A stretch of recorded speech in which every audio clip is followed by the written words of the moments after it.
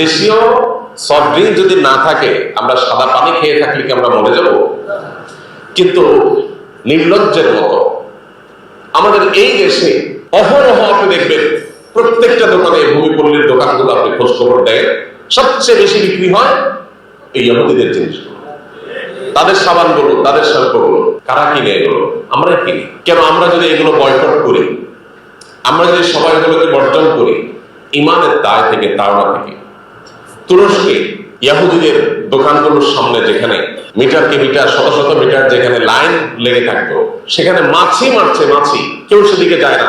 কেউ যদি সেখানে কিনতে যায়, অন্যরা ঘৃণা করে তাকায় যে এর মতো নির্লজ্জ, যিনি যে মুসলমান ভাইয়ের রক্ত চুষছে, সেই জালিমদের জিনিস কিনছে, তাদেরকে চাঁদা দিচ্ছে। জিনিস তো কিনছেন না, আপনি চাঁদা দিচ্ছেন। প্রতিদিন বাজার করে জিনিসগুলো আনছেন আর টাকাগুলো রেখে আসছেন, এর মানে আপনি প্রতিদিন ইহুদিদেরকে চাঁদা দিচ্ছেন, অভিশপ্তদেরকে চাঁদা দিচ্ছেন।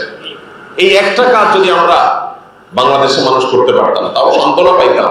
দুর্ভাগ্য আমাদের, এই একটা কাজ এই দেশে আমরা করতে পারিনি। এই একটা কাজ, ইউনিলিভারের জিনিসপত্র আমাদের ঘর বোঝাই, এই ক্লোজ আপ শুধুমাত্র ইহুদি পণ্য হয়ে